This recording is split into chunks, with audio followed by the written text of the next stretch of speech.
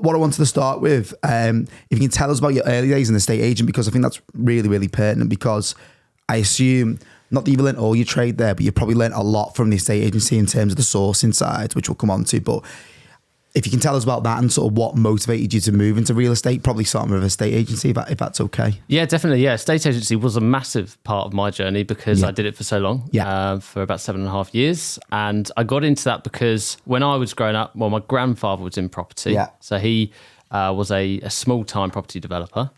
And then it was my sort of parents. They weren't developers as such, but they would buy, renovate houses. Dad very hands-on. So I'd learnt about property, was always told it was a good asset class to get into. Was always encouraged to go down that route. Knew at college, university's not for me. I want to earn money.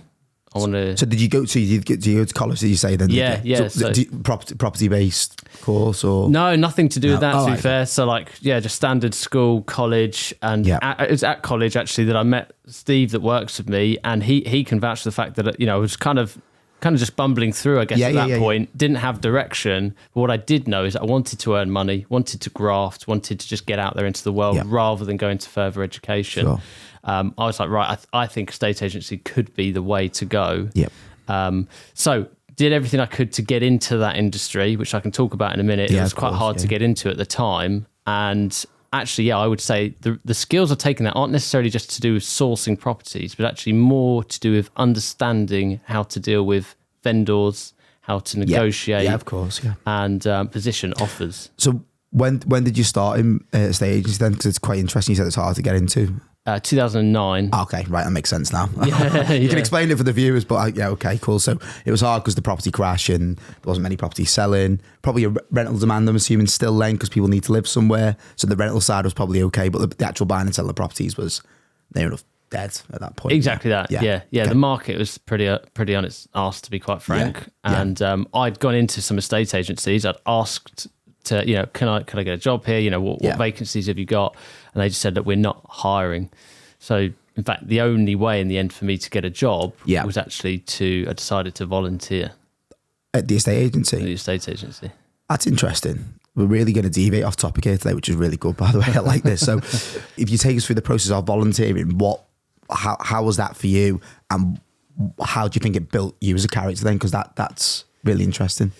Yeah, looking back now, I'm proud that I did that because I don't know what motivated me at the time to do that because I was very money hungry. Yeah. So to then go and work for free I did it for 6 months. Well, it was okay, so 6 months. 6 months worth of free work. But what it was the fact that every agency I was going to was saying you need experience. Then I figured, well, I haven't got any experience. The only way to get it is to do the work. Yeah. So therefore, if I work for free, I'll get experience. Then someone will eventually pay me down the line. Yeah. And I think this is a really interesting topic because I think in life, you can invest in yourself in different ways. Yeah. And obviously, a lot of people are aware of the fact you can invest in yourself now by paying for courses, training, mentorship, and you can pay 2,000, 5,000, what have you.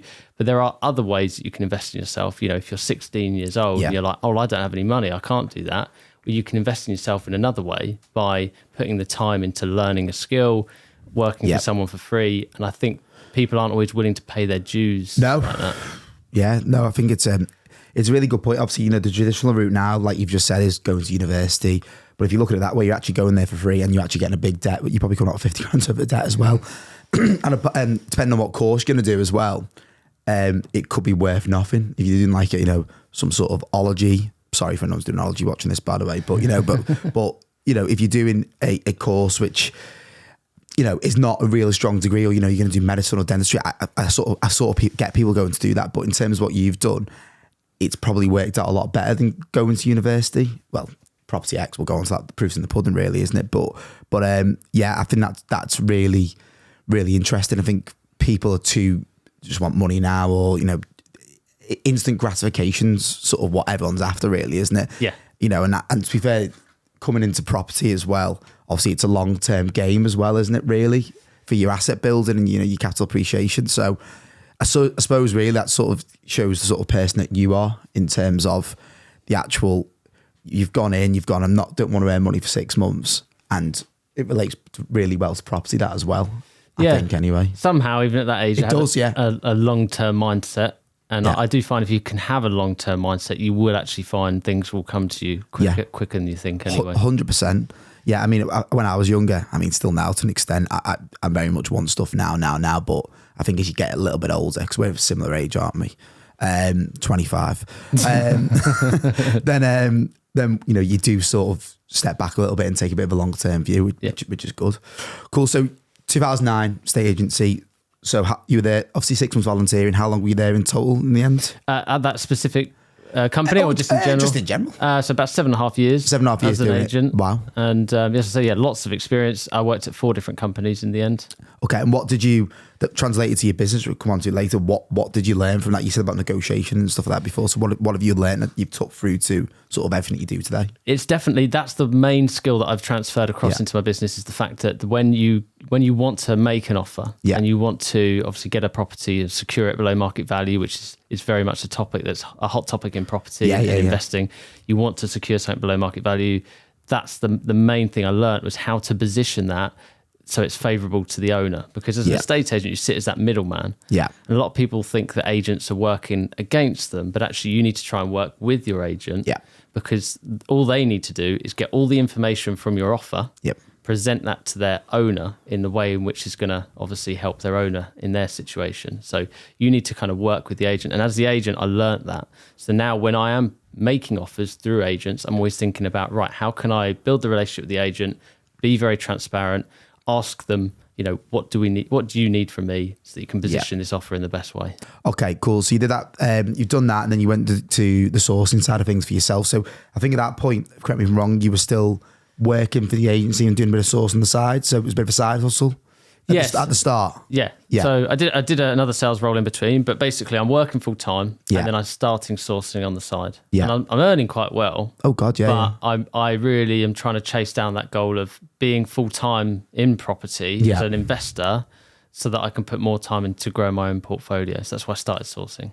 Okay, well, you've just answered the question I was going to ask, which is great.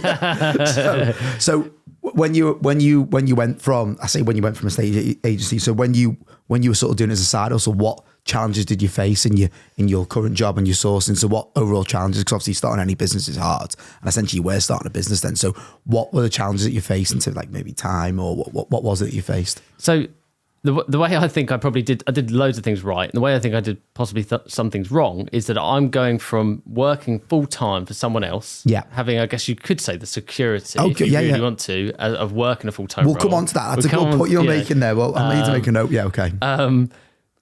But at 28 years old, I'm then deciding to go from working full time to then working for myself. And a lot of people would say, that's kind of the wrong way around. If you're going to try working for yourself, you should probably do it earlier, when, you're doing the risk when you've not got a mortgage, you've not obviously got to a certain point of earnings. So I guess the reason, or the struggles, would be natural to anyone that is doing a switch at that point, which is like belief. I guess we all have that as business owners, is, the belief in, can we make this happen?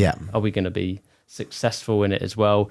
Will I be disciplined enough now if I take the time away from what I was doing in my business, and then now in the job, and now I put that into my business, which, to be fair, I absolutely was. If anything, I was too much the other way. I put too much pressure on myself to do well.